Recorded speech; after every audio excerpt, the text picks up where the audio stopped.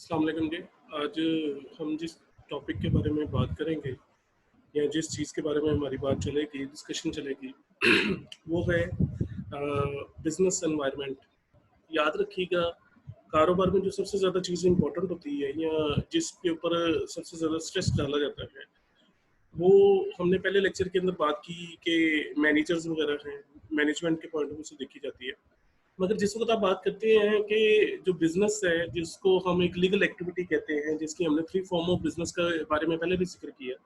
हमने कहा जी कि एक सोल प्रोप्राइटरशिप होती है, एक पार्टनरशिप होती है, एक जॉइंट स्टॉक कंपनी होती है और इन तमाम के तमाम बिज़नेसेस के अंदर एक चीज़ जो सबसे ज़्यादा इम्पोर्टेंट होती है वो मैनेजमेंट है, कि how to manage the business. और याद रखिएगा, बिज़नेस की मैनेजमेंट का उसके बिज़नेस के एनवायरनमेंट से बहुत ज़्यादा ताल्लुक है। बिजनेस का एनवायरनमेंट एक ऐसी चीज है, या बिजनेस के एनवायरनमेंट को आप ये कह सकते हो कि वो तमाम की तमाम एक्टिविटीज जो किसी भी जगह पे कारोबार को क्या कहते हैं परफॉर्म करने में आपकी हेल्प करती है, उसको बिजनेस एनवायरनमेंट कहते हैं। जब हम बिजनेस एनवायरनमेंट की बात करते हैं तो जो सबसे पहले बात आती है कि what is the business environment. वो कहता है कि it refers to the all external forces, internal relationship and societies. याद रखिएगा, कारोबार जब भी बनता है वो 3 तरह के सेक्टर्स को मिलाकर बनता होता है। कोई भी ऑर्गेनाइजेशन जब भी रन की जाती है, जब भी काम करती है, उसके अंदर 3 तरह के लोग होते हैं। एक वो होते हैं जो कि एक्सटर्नली बिजनेस के साथ इन्वॉल्व होते हैं। हम आगे चल के इंशाल्लाह इसके अंदर डिटेल के साथ बात करते हैं कि what are the different external sources, कि वो कौन सी एक्सटर्नल सोर्सेज हैं जो कि कारोबार को चलाने के लिए काम आती हैं। और कुछ ऐसी सोर्सेज होती हैं जो कि इंटरनल रिलेशनशिप होते हैं, जो विद इन द ऑर्गेनाइजेशन काम कर रहे होते हैं। और कुछ ऐसे होते हैं जो सोसाइटी के तौर पर काम कर रहे होते हैं। सोसाइटी क्या है? वो तमाम के तमाम लोग, वो तमाम की तमाम चीजें जो कि मिलकर कारोबार को चलने में आपकी मदद कर रही होती है। तो वो कहता है which have the impact on the functioning of the business और ऑर्गेनाइजेशन। जिस वक्त आप ये सारी बात कर लेते हो कि आपका जो आमतौर पर जो बिजनेस एनवायरनमेंट है वो 2 तरह के लोगों से मिलकर बनता है। एक बनता है जी आपके एक्सटर्नल और फोर्सेस है, एक इंटरनल रिलेशन है, और तीसरे नंबर पे आपके ऊपर कौन सा सोसाइटी इफेक्ट करती है। तो नेक्स्ट चीज आ जाती है कि what do you mean by business environment में 2 चीजें आपने जो पढ़ी वो है इंटरनल एनवायरनमेंट। याद रखिएगा, इंटरनल एनवायरनमेंट वो एनवायरनमेंट है जो विद इन द ऑर्गेनाइजेशन है, जो किसी भी सेक्टर में कहीं पे भी आपकी विद इन द ऑर्गेनाइजेशन आप एक्टिविटीज परफॉर्म कर रहे होते हो, काम कर रहे होते हो, वो तमाम की तमाम चीजें आपकी क्या कहलाती हैं? इंटरनल एनवायरनमेंट कहलाती हैं। मगर जो एक्सटर्नल एनवायरनमेंट है उसके 2 फैक्टर आ जाते हैं, 2 काइंड्स आ जाती हैं, आप 2 पहलू कह सकते हो। एक्सटर्नल एनवायरनमेंट को जिस वक्त आपने स्टडी करना होता है तो वो 2 पॉइंट ऑफ व्यू से आप देखते हो, एक माइक्रो के लिहाज से और एक मैक्रो के लिहाज से। याद रखिएगा, इन दोनों को पहले डिफरेंशिएट करता जाऊं कि माइक्रो और मैक्रो के अंदर डिफर क्या है। माइक्रो कहते हैं किसी भी चीज को छोटे पैमाने पर, छोटे लेवल पर, छोटी इकाई के तौर पर देखना, और मैक्रो कहते हैं एज अ होल देखना। मिसाल के तौर पर अगर बड़ी सिंपल सी बात कर दूं, अगर आपके घर के अंदर आपका कोई मसला है तो वो माइक्रो लेवल पे होगा, मगर आपके पूरे घर का मसला जो है वो मैक्रो लेवल पे होगा। मतलब जिस वक्त आप देखते हो इसको, आप एक मोहल्ले के अंदर आपके घर का मसला माइक्रो होगा, पूरे मोहल्ले का मसला आपका मैक्रो होगा। इसी तरह अगर लाहौर के मसले की बात करूं पूरे पाकिस्तान में, तो वो माइक्रो लेवल पे होगा, और पूरे पाकिस्तान का मसला जो है वो मैक्रो लेवल पे होगा। इसी तरह अगर पूरे दुनिया में देखा जाए, आपकी पाकिस्तान के मसले को माइक्रो कहा जाएगा, यानी कि स्मॉल लेवल के ऊपर देखा जाएगा, और जो पूरी दुनिया का मसला होगा वो मैक्रो लेवल होगा। अब माइक्रो लेवल के अंदर जिस वक्त आप बात करते हो तो उसके अंदर 2 चीजें आप जरूर देखते हो, एक टास्क है और एक ऑपरेशन है। और मैक्रो लेवल के ऊपर आप 2 चीजों को देखते हो, जिसको जर्नल भी कहा जा सकता है या रिमोट भी कहा जा सकता है। जिस वक्त आप इसके अंदर मजीद बात करते हो कि what do you mean the task environment, जो टास्क ऑपरेशन है या टास्क एनवायरनमेंट है वो क्या है, तो वो कहते हैं in brief task environment is a set of condition. वो तमाम हालात का मजमूआ है, originating from suppliers, distributors, customers, stock market and competitor।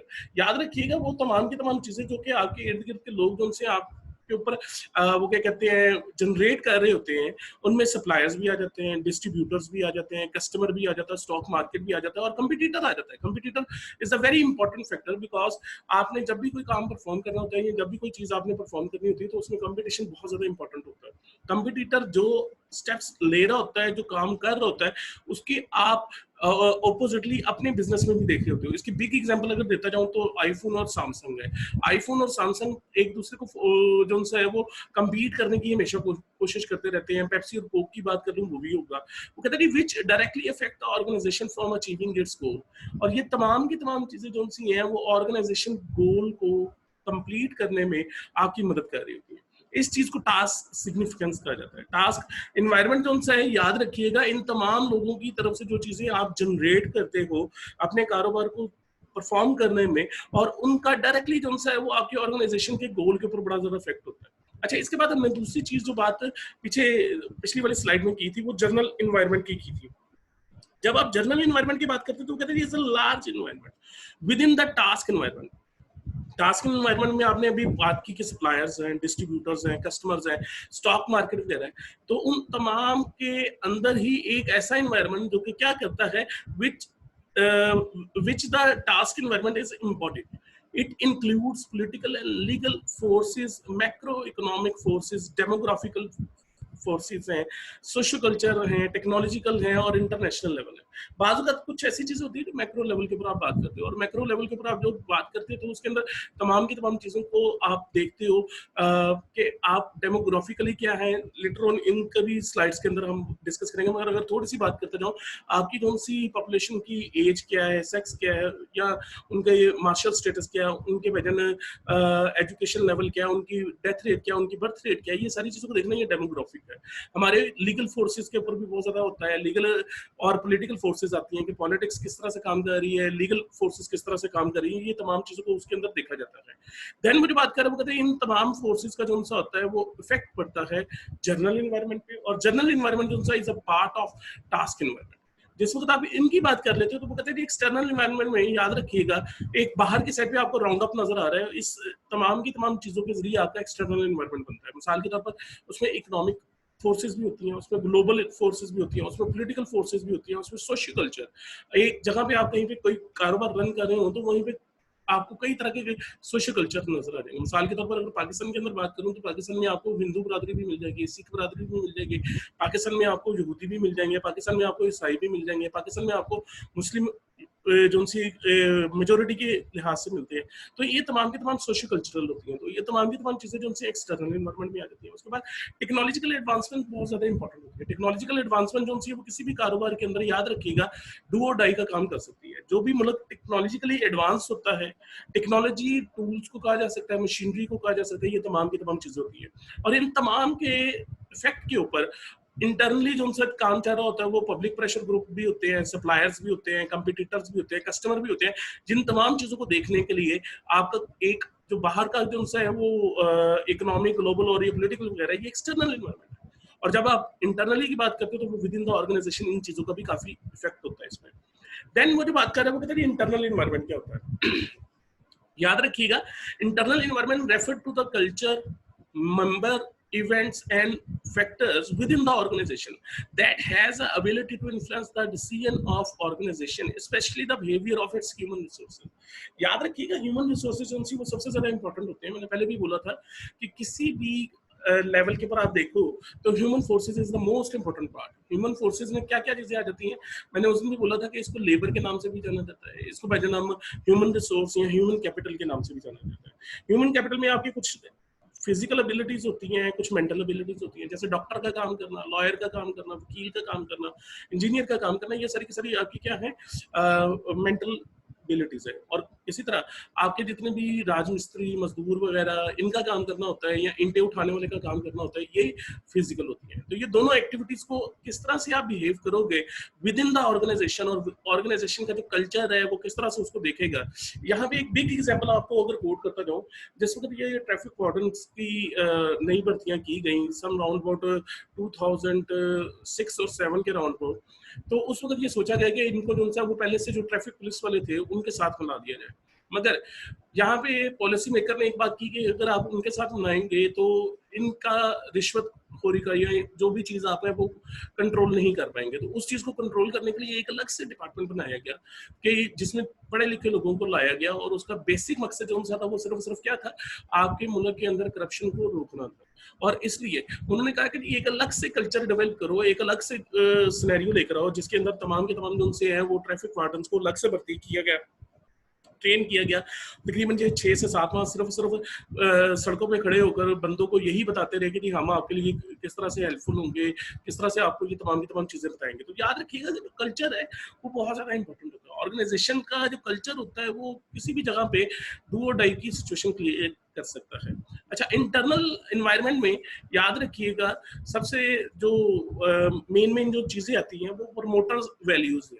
अच्छा, प्रमोटर वैल्यूज के अंदर जिस वक्त आप बात करते हो तो जिस बंदे ने आपको बिजनेस रन कर रहा है उसकी प्रमोटर वैल्यू क्या है। अच्छा, यहाँ पे एक चीज और बताता जाऊँ जिसको मिशन और ऑब्जेक्टिव कहा जाता है। यहाँ पे एक चीज का बहुत ज्यादा इंपॉर्टेंट है, क्लियर करना है। एक होता है विजन और एक होता है मिशन। आप ये कह सकते हो विजन एक बिग पिक्चर को कहा जाता है, बिग स्टेटमेंट को कहा जाता है, और जो मिशन है वो उसकी छोटी सी एक पार्ट को कहा जा सकता है। जैसे याद रखिएगा, मैंने अगर लेट्स सपोज अगर अपनी एक अचीवमेंट के लिए ये सोचा होगा ना कि मैं अगर आज से 10 साल बाद या 5 साल या 15 साल बाद अपने आप को किस लेवल में देखना चाह रहा हूँ, तो वो सारे मेरी विजन है।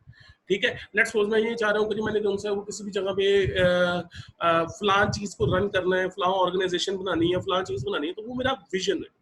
उसको अचीव करने के लिए तो स्मॉल स्मॉल मैंने अपनी स्ट्रेटेजी को या अपने पाथ को डिवाइड किया डिफरेंट हिस्सों में, वो चीज मेरे लिए क्या कहलाएगा, मिशन कहलाएगा। तो याद रखिएगा mission is a most important part. आप ये कह सकते हो मैक्रो और माइक्रो लेवल पे। विजन जो है वो आपका मैक्रो लेवल पे होता है और जो मिशन होता है वो माइक्रो लेवल पे होता है। और आपकी मैनेजमेंट जो सी होती है वो स्ट्रक्चर इस तरह का डेवलप करती है कि जो विजन और मिशन दोनों को आपस में एक दूसरे के साथ अलाइन कर सके। आपकी जो organisation as a whole achieve करना चाहती है उसको अगर थोड़ा थोड़ा करके वो डिवाइड करते हैं तो वो ऑटोमेटिकली इस तरह से अचीव हो कि वो तमाम की तमाम चीजें, जैसे कोई भी गवर्नमेंट आती है तो वो 5 साल के लिए प्लानिंग करती है कि आने वाले 5 सालों में हम ये चीजों को अचीव करेंगे, तो ऑटोमेटिकली वो उसके लिए ईयरली हर बजट के अंदर अपनी जो है वो कुछ प्रायोरिटीज रखती है कि मैं यहाँ पे खर्च करूंगा, यहाँ पे खर्च करूंगा। तो वो तमाम की तमाम चीजें जो सी हैं वो आपके लिए क्या कहलाएंगे, मैनेजमेंट स्ट्रक्चर कहलाएगा। तो उसके बाद इंटरनल पावर रिलेशन में मेरे ख्याल से आपने इंटरनली भी देखना है कारोबार के अंदर जो सी चीजें इंटरनली रन की जा रही है वो किस तरह से रन हो रही है। फिर कंपनी का इमेज और कंपनी का जो ब्रांड है वो बहुत ज्यादा इंपॉर्टेंट है। याद रखिएगा कई लोग जो से हैं उसी कीमत के अंदर डिफरेंट किस्म की दूसरी प्रोडक्ट को खरीदने की बजाय वो एक ब्रांडेड चीज को खरीदना पसंद करते हैं, बिकॉज उसके लोगों का, उसकी कस्टमर सेटिस्फेक्शन का बहुत ज्यादा इमेज होता है। जैसे BMW, फरारे या रोल्स रॉयस को आप जिस वक्त बात करते हो तो वो एक सिंबल है। इसी तरह आईफोन एक सिंबल है, सैमसंग एक सिंबल है। आप उसी कीमत के अंदर पाकिस्तान के अंदर डिफरेंट जो उसी लेवल की दूसरी गाड़ियां हैं कंफर्ट के लिहाज से चाहे वैसी ना हो, अगर वो 4 व्हीलर उतनी गाड़ियां उतनी सीसी के अंदर आपको जो सी वो तो 3 मिल सकती है, मगर आप उतने में सिर्फ एक गाड़ी बाहर से इंपोर्ट करते हो, तो ये कंपनी इमेज बहुत ज्यादा इंपॉर्टेंट करता है। उसके बाद फिजिकल एसेट्स हैं और फैसिलिटीज हैं कि इंटरनली आपको जो उनसे फिजिकल एसेट्स कौन कौन से दिए जा रहे हैं और आपके पास कौन कौन सी फैसिलिटीज है। और जो सबसे इंपॉर्टेंट होती है वो किसी भी कारोबार की R&D डिपार्टमेंट होता है, जिसको रिसर्च एंड डेवलपमेंट कहा जाता है। और इसके अंदर एक चीज जो सबसे ज्यादा इंपॉर्टेंट है वो टेक्नोलॉजिकल एडवांसमेंट को कहा जा सकता है, टेक्नोलॉजिकल कैपेबिलिटीज को कहा जाता है कि आपकी टेक्नोलॉजिकली कहाँ पे एडवांसमेंट हो रही है, कैसे एडवांसमेंट हो रही है, उसको किस तरह से आप हायर करने की, किस तरह से आपने नई टेक्नोलॉजी को अपने अंदर इन्वॉल्व करना है। और याद रखना इंटरनल एनवायरनमेंट ऐसा जरूर होना चाहिए जो रेडिकली कोई भी अगर चेंज बाहर आती है तो वो उसके साथ चलेगी। और ये चेंज लाना कितना को इम्पोर्टेंट है इसको अगर थोड़ा सा एग्जांपल के जरिए क्लियर करता जाऊं तो आईफोन और सैमसंग ये दोनों जिस वक्त टच टेक्नोलॉजी में इंट्रोड्यूस हो गए उस वक्त मार्केट के अंदर नोकिया जो है वो कीपैड मोबाइल्स के अंदर सबसे ज्यादा इंपॉर्टेंट था और उसकी मार्केट को ये लगता था कि कैप्चर कोई भी नहीं कर सकेगा या कोई भी उसको जो है वो पीछे नहीं छोड़ सकेगा। मगर उसने इसी चक्कर में R&D के ऊपर या रिसर्च एंड डेवलपमेंट के ऊपर कोई तवज्जो नहीं दी, इसलिए आज नोकिया को कोई पूछता भी नहीं है। तो ऑटोमेटिकली ये सारी की सारी चीजें जो सी हैं ये R&D डिपार्टमेंट के अंदर आ जाती है। अच्छा, इंटरनल एनवायरनमेंट में याद रखिएगा 2 तरह की चीजें आ जाती है, एक ह्यूमन रिसोर्सेज है, how to handle the human being, और देन वो कहते हैं इंटरनल रिलेशनशिप। इंटरनल रिलेशनशिप आपकी कई चीजों से मेजर हो सकते हैं। मिसाल के तौर पर आप कहीं पे किस लेवल पे काम कर रहे हो, आप असिस्टेंट मैनेजर हो, जर्नल मैनेजर हो, आप सुपरवाइजर हो, ये तमाम की तमाम चीजें जो सी हैं आपकी 2 चीजों में देखी जाती हैं। या तो आपके पास अथॉरिटीज ज्यादा होनी चाहिए या फिर आपकी वेजेस ज्यादा होनी चाहिए। तो आपकी जॉब क्या है और आपकी वेजेस क्या है, और उसके बाद आप ह्यूमन फैक्टर कितने इन्वॉल्व हो। याद रखिएगा जहां पे आपको जरूरत हो ना 3 लोगों की, वो 3 भी नहीं होने चाहिए, कभी 2 भी नहीं होने चाहिए और कभी 4 भी नहीं होने चाहिए। ज्यादा होंगे तब भी मसला है, कम होंगे तब भी मसला है। कम होंगे तो ओवर बर्डनाइज होंगे और ज्यादा होंगे तो ऑटोमेटिकली वो कल को करप्शन की तरफ, फ्रॉड की तरफ आपको लेके जाएंगे। तो उसके बाद safe and hygienic work place है। याद रखिएगा किसी भी जगह पे आप कारोबार करते हैं, किसी भी जगह पे, किसी भी ऑर्गेनाइजेशन में जो इन्वायरमेंट है वो एक और लिहाज से बड़ा मैयर होता है। आप कहते हैं यार मैं फलान जगह पे काम करने के लिए जाता हूँ, वहाँ पे गर्मियों में प्रॉपर जो है वो एयर कंडीशनिंग का निज़ाम है, सेंट्रलाइज एयर कंडीशन है, बड़ा अच्छा होता है वहाँ पे इन्वायरमेंट है। वहाँ पे दोपहर के टाइम जो है ऑटोमेटिकली सेफ और हाइजीनिक वर्क प्लेस बहुत ज़्यादा इंपॉर्टेंट होती है। अगर आप किसी जगह पे बहुत ज़्यादा कमा भी रहे हो मगर वहाँ पे आपकी गंदगी हो, वहाँ पे हाइजीनिकली आपको सही तरीके से ना ट्रीट किया जाता हो, वहाँ पे बीमारियों के ज़्यादा चांसेस हो, आप कभी भी नहीं वहाँ पे काम करेंगे। और याद रखिएगा सिक्योरिटी बहुत ज़्यादा इंपॉर्टेंट है, जिसको जॉब सिक्योरिटी कहा जाता है। और job security very very important इसलिए ऐसे है कि अगर याद रखिएगा कोई बंदा मेंटली सेटिस्फाइड नहीं होगा तब तक वो अच्छे तरीके से परफॉर्म नहीं कर सकेगा। अच्छे तरीके से परफॉर्म करने के लिए आपको मेंटली तौर पर सेटिस्फाइड होना बहुत ज्यादा जरूरी है। और वो एक ही सूरत में हो सकता है जब आपको ये पता होगा यार मैं इस ऑर्गेनाइजेशन के साथ अगर लॉयल रहूंगा तो कल को ये ऑर्गेनाइजेशन भी मेरे साथ लॉयल रहेगी इन द लॉन्ग रन, और हमारा ये जो उनका काम है वो चलता रहेगा। अच्छा, इसके बाद जिस वक्त आप ये सारी बातें कर लेते हो तो एक चीज जो सबसे ज्यादा इंपॉर्टेंट है वो यहाँ पे मजीद जो वो आपके चैप्टर के अंदर बात करता है वो स्वॉट एनालिसिस की बात करता है। याद रखिएगा स्वॉट एनालिसिस जो है वो दो चीजों से मिलकर बना है, कुछ इंटरनल है और कुछ एक्सटर्नल है। ठीक है, जैसे आप देख रहे होंगे इस एक एनालिसिस के अंदर इस स्वॉट एनालिसिस की जो चार चीजें हैं, SWOT, S से स्ट्रेंथ्स बनती हैं, W से वीकनेसेस बनती हैं, O से अपॉर्चुनिटीज बनती हैं और T से थ्रेट्स बनती हैं। वैसे इसको मैं थोड़ा सा ब्रीफली एक्सप्लेन यहीं पे कर देता हूँ, फिर उसके बाद इसको इन डिटेल आगे चल के देखते हैं कि स्वॉट एनालिसिस में याद रखिएगा कुछ चीजें इंटरनल है। इंटरनल क्या होती है? स्ट्रेंथ्स है, स्ट्रेंथ्स एबिलिटीज को भी कहा जा सकता है। आप ये कह सकते हो कि what are the plus point of any organisation. आपने किसी भी ऑर्गेनाइजेशन की कुछ स्ट्रेंथ्स होती हैं, कुछ उसकी कैपेबिलिटीज होती है जिनके ऊपर दूसरा जो है वो नहीं आ सकता। ये याद रखिएगा स्ट्रेंथ्स आपको कहीं पे भी किसी भी जगह पे अपने ऑब्जेक्टिव को अचीव करने में हेल्पफुल होती है, मगर कुछ चीजें होती है जो आपकी वीकनेसेस में होती है, जो आपके लिए हार्मफुल हो सकती हैं। और वो हार्मफुल चीजें जो उनसे होती हैं वो बाज़ वक़्त आपको क्या करती हैं, आपके ऑब्जेक्टिव को अचीव करने में आपकी मदद नहीं करती। कुछ चीजें ऐसी होती है जो कि अपॉर्चुनिटीज में आ जाती है। अपॉर्चुनिटीज वो होती है जिसमें स्ट्रेंथ्स में आपकी जो एबिलिटीज हैं उनको आप मजीद पॉलिश कैसे कर सकते हैं, और ये इंटरनली इन्वायरमेंट जो है वो आपको किस तरह से हेल्पफुल होता है अपनी चीज को बूस्ट अप करने के लिए। जैसे अगर फर्ज करो जिस बंदे ने अभी मास्क बनाने नए नए शुरू किए थे इस कोविड-19 के पूरे सिनेरियो के अंदर अगर बात करूं, अगर उसने मास्क की एक खेप को जो है वो लाकर बनाना शुरू किया या मैन्युफैक्चर करना शुरू किया, एकदम से एनवायरनमेंट ऐसा क्रिएट हुआ कि वो ऑटोमेटिकली उसकी जो सेल है वो बिलियंस और मिलियंस में चली जाएगी, क्योंकि उसको एनवायरनमेंट ने हेल्पफुल किया। और यही चीजें जो उनसे होती है वो अपॉर्चुनिटीज होती हैं। और आखिर में एक चीज है जिसको थ्रेट्स कहा जाता है। और याद रखिएगा थ्रेट्स हमेशा कई तरह की चीजों से होती है, और इसका बिग चांस थ्रू वो क्या कहते हैं आपके ये जो होते हैं क्या कहते हैं कंपटीटर हैं उनकी तरफ से होता है। जो कंपटीटर है वो आपकी जो उनसे थ्रेट्स हैं उनकी तरफ से हार्मफुल होती है, और यही चीजें जो उनसी हैं वो कल को चलकर आपको जो उनसे अपने ऑब्जेक्टिव्स को कंप्लीट करने में, अचीव करने में नुकसानदेह हो सकती है। तो याद रखिएगा दो इंटरनल चीजें होती है जो इंसान में या ऑर्गेनाइजेशन में पहले से मौजूद होती है। एक होती है स्ट्रेंथ्स और दूसरी होती है वीकनेसेस। एक उसके प्लस पॉइंट है, एक नेगेटिव पॉइंट है, और इन दोनों चीजों को ओवरकम करने के लिए कुछ एक्सटर्नल ओरिजिन्स भी होते हैं जिनको अपॉर्चुनिटीज और थ्रेट्स कहा जाता है। ये तो था इसका ब्रीफली अगर एक्सप्लेन करता जाऊँ तो थोड़ी सी बात इसकी वैसे भी अगर एक्सपेंडेडली करता जाऊँ कि स्ट्रेंथ्स क्या है, तो स्ट्रेंथ्स है जी इंटरनल फैक्टर और पॉजिटिव इन्फ्लुएंस है। What are the best, what are we best at, हम क्या चीज सबसे बेहतर कर सकते हैं, इसको देखना स्ट्रेंथ्स है। What intellectual property do we own that we can help us with the objective. याद रखिएगा जो ऑर्गेनाइजेशन गोल है या ऑर्गेनाइजेशन ऑब्जेक्टिव है उनको अचीव करने के लिए आपके अंदर जो सी अपॉर्चुनिटीज हैं आप उनको किस तरह से, आप उनको स्ट्रेंथ्स को किस तरह से यूज कर सकते हो उसको अचीव करने में। What specific skill does the current workforce, आपके पास जो सी इस वक्त वर्कफोर्स है उसके जरिए आप कौन सी बेहतर से बेहतर स्किल कर सकते हो है that can contribute to the objective, और वो भी ऑब्जेक्टिव में आपकी मदद कर सकती है। What financial resources do we have the reaching this object. बात का ऐसा होता है कि कई लोग जो उनसे फाइनेंशियली बड़े स्ट्रांग होते हैं, उनके पास कैपिटल बड़ा अच्छा होता है, वो कैपिटल मैनेजमेंट बड़ी अच्छे तरीके से कर सकते हैं, वो भी उनकी स्ट्रेंथ में आ सकती है। What connection and the alliance do we have, और कौन कौन सी चीजें हमारी जो है वो कनेक्टेड है और उनको किस तरह से हम एक दूसरे के साथ जोड़ सकते हैं। जैसे एक बंदे के पास सोर्सेज तो काफी होते हैं मगर वो उसको आपस में अलायंस नहीं कर सकता, आपस में जोड़ नहीं सकता, तो ये भी, और इसको वक्त के ऊपर जोड़ लेना ये भी आपकी स्ट्रेंथ में आ सकती है। What is our bargaining power, with both supplier and intermediate. Intermediate agents को कहा जाता है, मीडियोकर्स को कहा जाता है, जो कि कारोबार के अंदर मौजूद होते हैं। और याद रखिएगा ये तमाम की तमाम चीजों को अगर देखा जाएगा, what are the bargaining power with both supplier and intermediate. हमारे जो सप्लायर है, बात को याद रखिएगा, बिजनेस दो तरह का है मार्केट के अंदर। एक होता है जिसको ट्रेडिंग कहा जाता है, एक होता है जिसको मैन्युफैक्चरिंग कहा जाता है। एक होता है जो रॉ मटेरियल को फिनिश गुड्स में कन्वर्ट करता है, और दूसरा वो है जो ट्रेडिंग करता है, जो एक तरफ से इंपोर्ट करता है या बाय करता है और दूसरी तरफ सेल या एक्सपोर्ट कर देता है। तो ऑटोमेटिकली इस तरह की चीजों के अंदर सप्लायर के साथ और इंटरमीडिएट के साथ आप किस तरह से बार्गेनिंग कर सकते हो, आपकी बार्गेनिंग पावर क्या है। देन वो जो बात करें वो कहते हैं अपॉर्चुनिटीज क्या है, what change in external environment can be exploit. आपके बाहर अगर कोई चीज एनवायरनमेंट चेंज होता है, जैसे मैंने कोविड-19 की वजह से कहा कि मास्क बनाने वाले को एकदम से फायदा होगा, तो एनवायरनमेंट ने उसको फायदा दिया। But weaknesses in our competitor can be use our advantage. याद रखिएगा जो दूसरे की खामी है वो आप अपने अंदर दूर करके खूबी बना सकते हो।